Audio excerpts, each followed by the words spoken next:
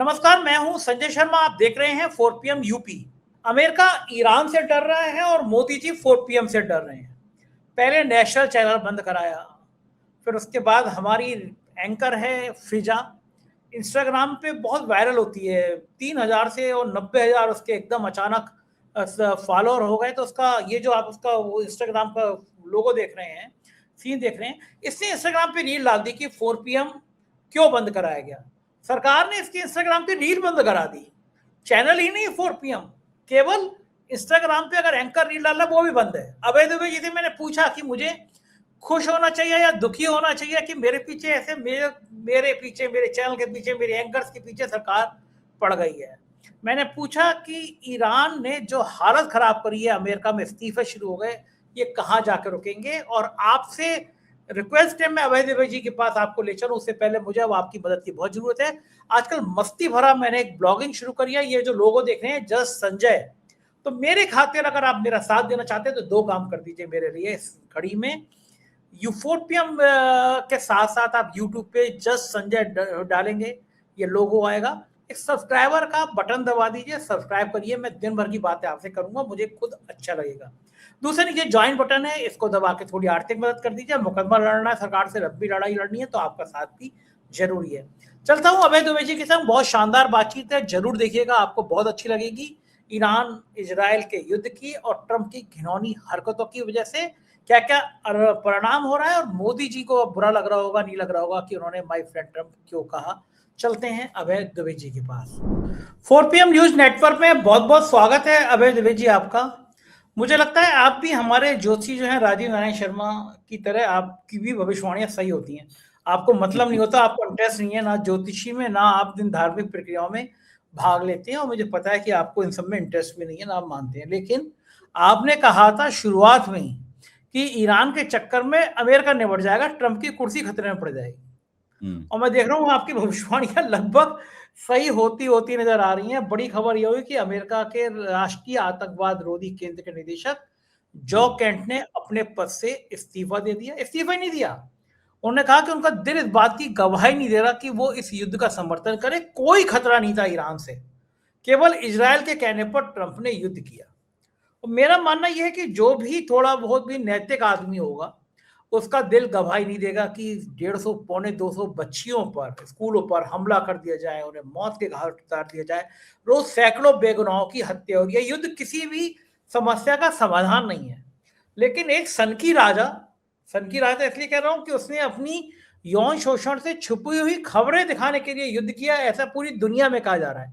8-9 साल की बच्चियों को वो राक्षस की तरह नोच रहा था, खसोट रहा था ट्रंप। और उसके बाद जब चर्चा ज्यादा हुई तो उसने ईरान पर हमला कर दिया। अब तो उनके सोचिए, आतंकवाद निरोधी के इंचार्ज हैं वो कह रहे हैं कि साहब इजराइल के कहने पे कि कोई ईरान नहीं कुछ कर गड़बड़ करने जा रहा था। आपको लग रहा है कि अब ये पहला इस्तीफा हुआ है, अमेरिका के अंदर बहुत ज्यादा गुस्सा है, हजारों करोड़ रुपए सुहा हो गए अमेरिका के, ईरान बस में नहीं आ रहा। ईरान ने धुआं धुआं कर दिया मिडिल ईस्ट पे। दुबई जैसा शांत देश बर्बादी की तबाही की कहानी कह रहा है, पूरे सऊदी में और बाकी कुवैत हंगामा मचा पड़ा है। आपको क्या लगता है ये इस्तीफा आखिरी नहीं है, ये पहला है, और अब ये जंग और बड़ी होगी और ट्रंप की कुर्सी क्या खतरे में वाकई में आ जाएगी? क्या लगता है भाई?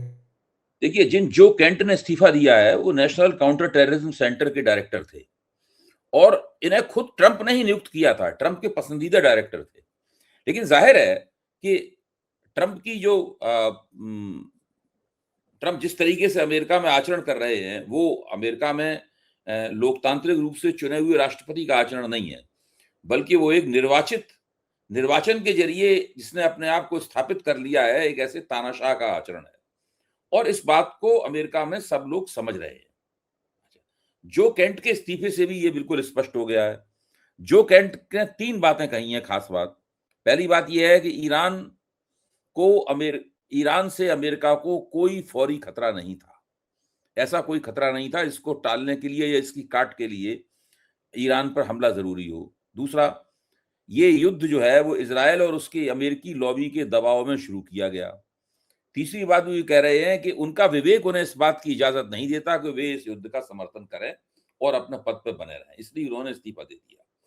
अच्छा, अब इससे ये मान लेना कि ट्रंप के लिए ये झटका है, ये तो खैर माना जा सकता है। झटका तो छोटी छोटी बातों से आजकल लगी जाता है, पत्रकारिता की भाषा हो गई है कि इसने उसको झटका दे दिया, उसको छोड़िए। मैं ये कहूंगा कि ट्रंप के ऊपर इससे कोई दबाव पैदा नहीं होगा, मैं ये मानता हूं, मेरा विश्लेषण ये है। उसकी वजह यह है कि ट्रंप उस मुकाम तक जा चुके हैं। ट्रंप वहां खड़े हुए हैं जहां पे किसी के इस्तीफा देने वगैरह से उनके ऊपर कोई फर्क नहीं पड़ता। ट्रंप के लिए ये लड़ाई आर पार की लड़ाई है, और आर पार की लड़ाई इसलिए बन गई है ये कि ट्रंप की जो शुरुआती योजना थी वो फ्लॉप हो गई है। शुरुआती योजना ये थी कि 1 हफ्ते के अंदर वो ईरान को निपटा देंगे, और पहले 1-2 दिन के उससे लगा भी ऐसा था कि ईरान निपट जाएगा, क्योंकि भाई ईरान का बहुत बड़ा पैमाने पर उसका नेतृत्व मारा गया, उसके सर्वोच्च नेता की हत्या हो गई, सब उससे लगा कि अब ये सब मामला गड़बड़ा जाएगा। वो दिन दूर नहीं है जबकि ट्रंप साहब जो हैं वो किसी टैंक पे सवार होकर या अपने एयरफोर्स 1 हवाई जहाज से तेहरान के हवाई अड्डे पर उतरेंगे और ईरान की सेनाएं उनके सामने आप समर्पण कर देंगी, और वो general commander in chief Trump के चलते हुए राजभवन में जाएंगे और वहां के अयतुल्लाहों का समर्पण ले लेंगे, और उन्हीं में से किसी एक अपने चमचे को, अपने किसी प्यादे को छांट कर वहां की सत्ता सौंप देंगे। तो ये सब तो नहीं हुआ, और अब स्थिति ये हो गई है कि ट्रंप बड़ी बड़ी बातें करते हुए और बड़े बड़े हमले भी करते हुए साथ में इस युद्ध से कैसे बचा जाए, यानी अपने चेहरे, अपनी प्रतिष्ठा और अमेरिका की प्रतिष्ठा को बचाते हुए इस युद्ध को कैसे खत्म किया जाए ताकि लगातार लगे कि रुतबा उन्हीं का बुलंद है, इसकी मुझे लगता है कोशिश में लगे हुए हैं। अच्छा, अब इसके लिए उनके पास बहुत कुछ रणनीतियां भी हैं, कुछ समर नीतियां भी हैं, उनके ऊपर भी हम लोग थोड़ा सा गौर कर लें। एक समर नीति उनके पास ये है कि वो जो दक्षिण ईरान, जो होर्मुज जलडमरू मध्य है, उसका एक जो ईरान से लगा हुआ इलाका जो है वो दक्षिण ईरान से लगता है। तो जो समुद्री तट है, बीच है, मतलब पूरा का पूरा वो दक्षिण ईरान में बीच है, बहुत बड़ा बीच। अगर अमेरिका उस होर्मुज जलडमरू मध्य के ऊपर कब्जा करना चाहता है, ईरान के कब्जे से कुछ छुड़ाना चाहता है, तो उसे उस बीच में कब्जा करना पड़ेगा, और उस बीच पे कब्जा करने के लिए के इरादे से ही उसकी पेशबंदी करने के लिए इन्होंने 2500 मेरीन कमांडोज को 2 युद्ध पोतों पर भर के वहां भेजा था। 50,000 इनके सैनिक पहले से ही मध्य पूर्व के जो अड्डे हैं, फौजी अड्डे, उन पर मौजूद हैं। इतनी फौज उनके पास वहां पे है। लेकिन उनके विशेषज्ञों का कहना यह है कि ये जो आपने कमांडो भेजे हैं, स्पेशलाइज्ड प्रशिक्षित रूप से कमांडो हैं, ये कमांडो किस योजना के तहत भेजे गए हैं, कौन सा ऑपरेशन वो वहां करेंगे, ये अभी स्पष्ट नहीं है किसी के सामने। पता नहीं वो कौन सा ऑपरेशन करने वाले हैं। बहरहाल क्योंकि भेजे गए हैं कमांडो, तो किसी न किसी मकसद को दिमाग में रख के ही भेजे गए होंगे। अभी तक वो बात खुल नहीं पाई है। कुछ ऐसा लगता है कि उन कमांडो के जरिए ट्रंप वहां कुछ ऐसी स्थिति बनाना चाहते हैं जिससे वो 50,000 सैनिक और बाकी और सैनिक उतार कर फिर वो उस बीच के ऊपर कब्जा करने के लिए एक असॉल्ट करें, एक जबरदस्त हमला करें, और ऊपर से इजराइल की और अमेरिका की जो वायुसेना है, वो वायुसेना बम गिराए, उनकी आड़ में ये लोग आगे बढ़े, और उन बमों के कारण ईरानी सेनाएं जो है ना, उनका मुकाबला करने के लिए ना आ पाए। ये कुल मिला के डिजाइन पहली नजर में प्रतिरक्षा विशेषज्ञों को समझ में आ रही है, क्योंकि ट्रंप ये मानते हैं कि अगर उन्होंने होर्मुज जल स्ट्रेट को ईरान के कब्जे से छुड़ा लिया और वहां से फिर से जहाजों की आवाजाही जारी हो गई, तो सारी दुनिया उनका रुतबा मान जाएगी। फिर से माना जाएगा कि देखिए ये इन्होंने जबरदस्त काम किया, और ईरान का दबाव जो है, ईरान का शिकंजा जो है युद्ध के ऊपर, इससे ढीला पड़ जाएगा। उसके बाद ट्रंप कह सकते हैं कि वी हैव अचीव्ड एनफ, इतना वो पहले ही कह चुके हैं, हमने काफी पर्याप्त रूप से उपलब्ध कर लिया है। और उसके बाद वो कोई माने या ना माने, लेकिन अपनी तरफ से उनका भी अपना एक गोदी मीडिया है ट्रंप का, उसके वो उनको कवर फायर देगा और वो विजय की धुंधुवी बजाते हुए अपने आप को जीता हुआ घोषित कर देंगे। मुझे लगता है कि उनका जो कहते हैं लास्ट स्टैंड ऑफ अमेरिका का जो आखिरी मोर्चा होगा, वो ये मैं बहुत सारे जो प्रतिरक्षा विशेषज्ञ हैं उनकी बात सुनने के बाद उसका सार संकलन करके ये कह रहा हूं यहाँ पे 4 PM के मंच पर, कि वो होर्मुज स्ट्रेट को अगर ईरान के कब्जे से उन्होंने अगले हफ्ते 10 दिन में किसी तरीके से छुड़ा पाया, तो इसको ट्रंप अपनी तरफ से मान लेंगे कि उन्होंने युद्ध में जीत हासिल कर ली है। और होर्मुज स्ट्रेट को छुड़ाने का मतलब यह होगा ईरान के हाथ से, फिर ईरान दुनिया में किसी भी तरह का ऊर्जा संकट नहीं पैदा कर पाएगा, किसी तरह का ऊर्जा संकट नहीं पैदा कर पाएगा। और जो दुनिया में ऊर्जा की जो पाइपलाइन है उसमें तेल और गैस फिर से प्रवाहित होना शुरू हो जाएगी। और जैसे ही ऐसा हुआ वैसे ही फिर ईरान को कुचलना ट्रंप के लिए कोई ऐसा जरूरी नहीं रह जाएगा कि ईरान को कुचले ही कुचले, ईरान के हाथ से पहलकदमी निकल जाएगी युद्ध की। ऐसा मुझे लगता है कि ट्रंप और उनके सलाहकार चाहते हैं ऐसा करें। इसी के पहले कदम के रूप में उन्होंने अपने सहयोगी देशों से कहा था कि भाई वो अपने अपने वारशिप वहां पे भेजें, अपने अपने युद्धपोत वहां भेजें, लेकिन उनके सहयोगियों ने उनको झटका दे दिया। फिर से मैं झटका शब्द का इस्तेमाल कर रहा हूं, मतलब उनको कह दिया कि भाई हम तो नहीं आएंगे। जापान के जहाज सबसे ज्यादा फंसे हुए हैं तेल और गैस के वहां पे। जापान ने कह दिया कि हमारी तो लोकसभा है, हमारी जो संसद है, उसने कह दिया है कि कानूनी नहीं है वहां युद्ध में भाग लेने का, कानून हमारे यहाँ नहीं है, हम लोग नहीं युद्ध में भाग ले सकते। जापान की नेवी भी नहीं जाएगी वहां पर। फ्रांस की नेवी ने भी मना कर दिया, जर्मनी की नेवी ने भी मना कर दिया, ब्रिटेन ने भी मना कर दिया, स्पेन ने भी मना कर दिया। इन सब देशों ने एक एक करके मना कर दिया है कि वो वहां पर अपने होर्मुज स्ट्रेट में, होर्मुज जलडमरू मध्य में अपने जहाज नहीं भेजेंगे।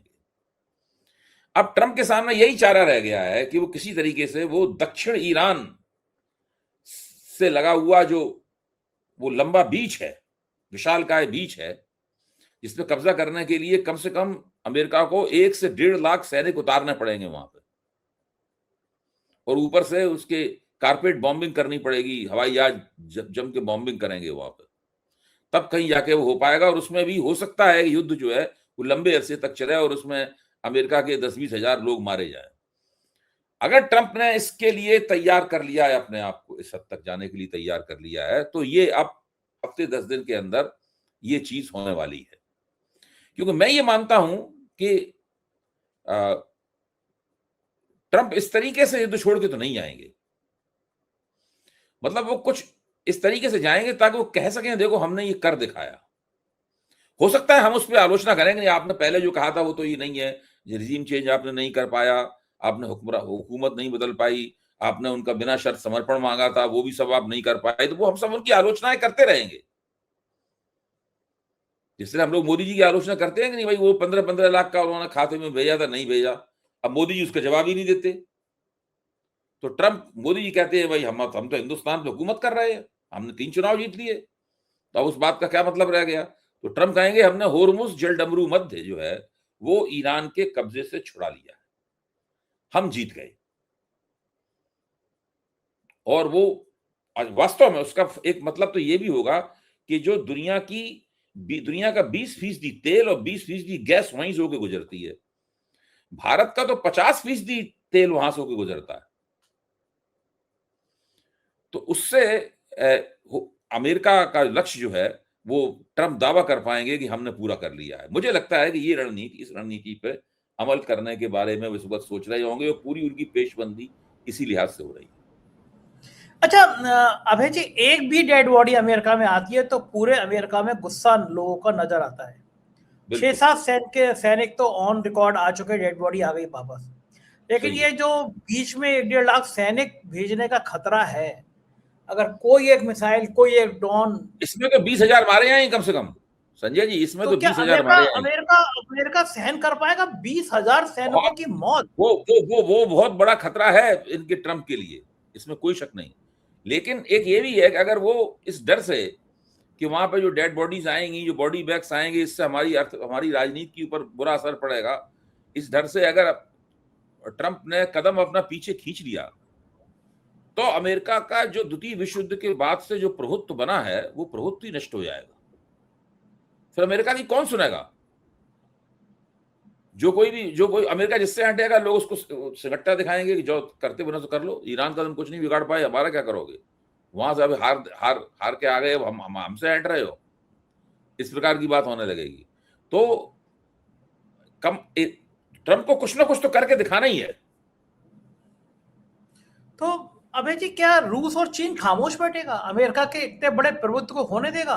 ईरान के संग चीन खड़ा हो गया तो अमेरिका की हैसियत है कि वो 1-1.5 लाख सैनिक ऐसे उतार दे और 10,000 सैनिक मरवा दे? इतनी ट्रंप की हैसियत होगी अगर चीन खड़ा होता है? ईरान के देखिए, संग खड़ा ही दिख रहा है। जब लड़ाई आर पार की होती है, जब लड़ाई आर पार की होती है और जब आपके पीछे बड़ी बड़ी लॉबीज खड़ी होती हैं और सारा जितना भी कट्टरपंथी लॉबी है अमेरिका की, जो ट्रंप के सारे सहयोगी, ये सब एक से एक कट्टरपंथी हैं। ये बंदे जो काउंटर टेररिज्म एक्सपर्ट थे, ये उतने कट्टरपंथी नहीं साबित हुए, इसलिए छोड़ के चले गए। तो वो सब लोग उस वक्त तक अड़े रहेंगे जब तक कि उन्हें अपनी जीत का दावा करने का मौका न मिल जाए। देखिए, ट्रंप के लिए ये बहुत जरूरी है कि वो कम से कम दुनिया को दिखा सकें कि हमने कोई ना कोई तीर तो मारा है युद्ध में जाकर।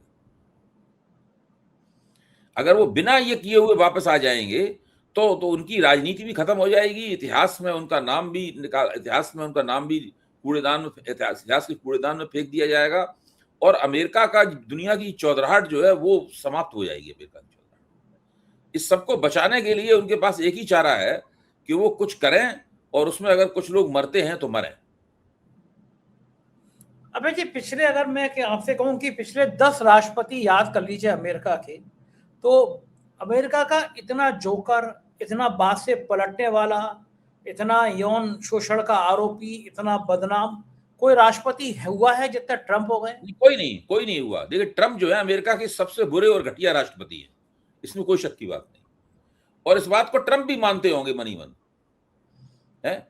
जब ट्रंप चुनाव जीतने के लिए जा रहे थे, हिलेरी क्लिंटन ने अपने एक भाषण में कहा भी था कि जिस व्यक्ति को हम अपना कमांडर इन चीफ बनाने के लिए जा रहे हैं, उस व्यक्ति के ऊपर मैं भरोसा नहीं कर सकती कि वो अमेरिका को बहुत अकलमंदी से युद्ध की तरफ ले जाएगा। ये कभी भी किसी भी वक्त अमेरिका को युद्ध की तरफ ले जा सकता है। और ऐसा माना जाता है कि जब उन्होंने पेंटागन के जनरलों से राय ली थी इस युद्ध के पहले, तो उन लोगों ने भी कहा था कि देखिए, यहां नौबत यहां तक आ सकती है। उसके बावजूद चूंकि वेनेजुएला में उन्होंने 1 घंटे के अंदर सारा काम कर दिया, इससे कुछ अति आत्मविश्वास और मुगालता भी हो गया था इन लोगों को कि अगर वेनेजुएला में हमने 1 घंटे में काम कर दिया तो ईरान में 1 हफ्ते में कर देंगे। और योजना भी इसी तरह की बनाई थी उन्होंने, और शुरू में उनको लगा भी कि ये फायदा हमें शायद होने वाला है, लेकिन वो नहीं कर पाए, फंस गए। अब फंस गए हैं तो उसको निकलने के लिए कुछ ना कुछ तो सैक्रिफाइस करना पड़ेगा, कोई ना कोई दांव तो खेलना पड़ेगा। अच्छा, कैसा लगता होगा मोदी जी ने कि माई बेस्ट फ्रेंड ट्रंप, जो बॉडी लैंग्वेज थी खुशी की, और अब ट्रंप का यौन शोषण का आरोपी व्यक्ति, ऐसे युद्ध में मानवता को शर्मसार करने वाली तस्वीर। मोदी जी को लगता होगा कि मुझे ये भाषा नहीं बोलनी चाहिए थी, my best friend Trump, my friend Trump. देखिए, मोदी जी कहीं ना कहीं मन में अफसोस तो कर रहे होंगे कि गलत व्यक्ति के साथ मैंने अपने आप को जोड़ दिया, लेकिन वो भी इसमें चक्कर में फंसे हुए हैं मोदी जी। जब तक ट्रंप अमेरिका की राजनीति में ट्रंप का सिक्का पूरी तरीके से खोटा ना साबित हो जाए, उस वक्त तक मोदी जी ट्रंप के खिलाफ बोलने का जोखिम नहीं लेना चाहते। उन्हें, मोदी जी को ये नहीं पता था कि ये व्यक्ति हमें दोस्त भी कहता रहेगा और हमें इस तरह से हमारा लगातार एक धारावाहिक अपमान भी करेगा, सीरियल इंसल्ट करेगा। ये मोदी जी को अंदाजा नहीं था। तो मोदी जी को अपने राजनीतिक जीवन में सबसे ज्यादा किसी व्यक्ति ने अगर दुख पहुंचाया है तो उसका नाम है डोनाल्ड ट्रंप। डोनाल्ड ट्रंप ने मोदी जी को बहुत अपमानित किया है। जिस व्यक्ति ने ये तक कह दिया हो कि हम इनका कैरियर, मोदी जी का कैरियर हम तुरंत खत्म कर सकते हैं लेकिन करेंगे नहीं खत्म, इनके ऊपर एहसान कर रहे हैं, इससे आप अंदाजा लगा लो। मुझे लगता है इससे ज्यादा अपमान नहीं हो सकता जो किसी भी व्यक्ति का, एक देश का नेता है, इससे ज्यादा अपमान नहीं हो सकता। अच्छा, मुझे तो भारत सरकार का समझ नहीं आता। पाकिस्तान ने काबुल पर बड़ा भीषण हमला किया, बेगुनाह अस्पताल में लोग मारे गए, तुरंत निंदा हो गई साहब काबुल में हमले की, भारत ने निंदा की। करना भी चाहिए इस तरह के हमले की, लेकिन ईरान में इतनी बच्चियां मारी गई। आपको याद है कि प्राइम मिनिस्टर ने निंदा की हो, मोदी जी ने निंदा की हो? मिस्टर नहीं, भारत सरकार ने ईरान अपने बचाव में जो हमले कर रहा है उसकी निंदा की है। आप उल्टी बात कर रहे हैं। ईरान के घातक हमलों की निंदा की है भारत ने, ईरान पे हमला हुआ इसकी निंदा नहीं की है। वो बच्चे याद नहीं आई कभी? कुछ नहीं, वो बिल्कुल नहीं। ये तो बिल्कुल एकदम, ये बिल्कुल अमेरिका के बिल्कुल पिछलग्गू है। ये सरकार जाएगी ही। मोदी जी की इस मामले में पूरी तरीके से पोल खुल चुकी है।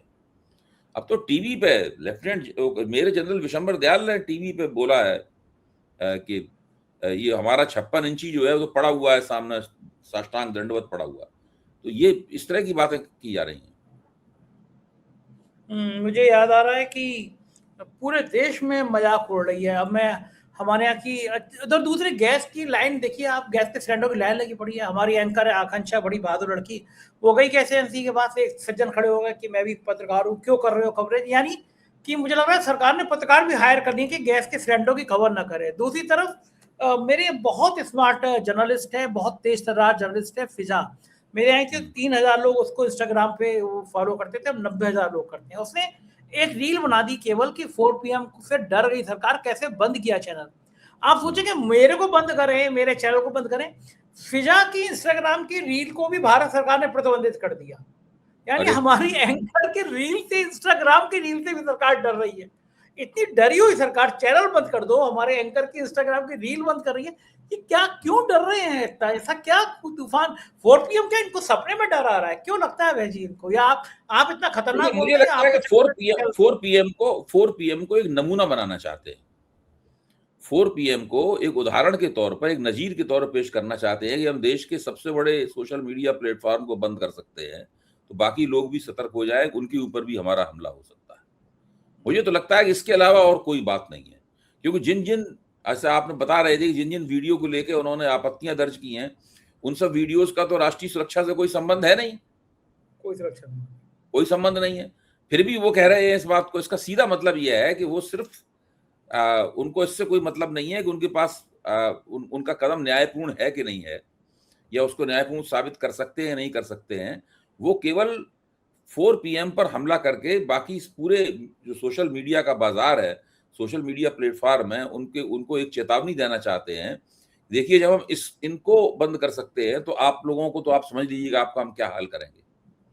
इसके अलावा और मुझे तो इसके पीछे कोई कारण नजर नहीं आता। अच्छा अभय जी, जैसे मेरा चैनल बंद किया, मेरी एंकर का, फिजा का, इन्होंने इंस्टाग्राम को रील प्रतिबंधित कर दी, मुझे इन बातों में दुखी होना चाहिए या खुश होना चाहिए कि मैं देश में एक ऐसा इंसान बन गया जो सरकार टारगेट करके सिर्फ मेरे चैनल को, मेरे एंकर्स के पीछे पड़ी हुई है? भाई देखिए, आपकी तो पब्लिसिटी हो रही है, दिक्कतें भी हो रही हैं आपको मुकदमा लड़ना पड़ रहा है, आपको अदालत जाना पड़ रहा है, आपका काम बढ़ गया है। और जब एक बार सरकारी दमन चक्र शुरू हो जाता है तो फिर वो आप एक जगह उसको तोड़ते हैं, दूसरी जगह से शुरू हो जाता है, फिर सरकार बहुत तरीके से हमला करती है। तो ये सारी आपकी दिक्कतें तो बढ़ रही हैं, लेकिन आपको इससे जो प्रचार मिल रहा है वो भी अभूतपूर्व है, जो वो नहीं मिल सकता था और किसी तरीके से। इसके दोनों पक्ष हैं। ये मुझे लग रहा है, मुझे यही लग रहा है कि सड़क चलते आम आदमी ऐसा बात करने लगा, सरकार एंकर के इंस्टाग्राम रील से डरने लगी, तो इसका मतलब ये ठीक है, हर दौर में आता है, परेशानियां आती है इंसान को, लेकिन अगर पूरे देश में पहचान बन रही है, पूरी दुनिया में पहचान बन रही है। आप सोचो नेशनल चैनल इंडिया में बंद है, लेकिन पूरी दुनिया में इतना देखा जा रहा है, मैं देख रहा हूँ कि रोज उसके व्यू बढ़ रहे हैं, सब्सक्राइबर बढ़ रहे हैं। इसका मतलब कि कहीं ना कहीं बेहतर है। बहुत बहुत शुक्रिया अभय जी इस प्यार के लिए। आपका प्यार, आपका साथ, आपका भरोसा भी मुझे बहुत ताकत देता है कि एक इतना इंटेलेक्चुअल शख्स देश में, जिनकी पूरी दुनिया में पहचान है, आपको तो पूरी दुनिया सुनती है, मेरे साथ बातचीत करते हैं, तो ये भी मेरा हौसला बढ़ाने के लिए पर्याप्त है कि आप जैसे बड़े भाई मेरे साथ हैं। बहुत बहुत शुक्रिया अभय जी, थैंक यू। ये थे अभय दुबे जी और पूरी बातचीत आपने सुनी। मुझको यकीन है ये बातचीत आपको इसलिए भी पसंद आई होगी कि अभय दुबे जी ज्ञान का भंडार है, तरह तरह की बातें उनके साथ निकलती हैं। कैसी लगी बातचीत कमेंट जरूर करिएगा। शुक्रिया, थैंक यू।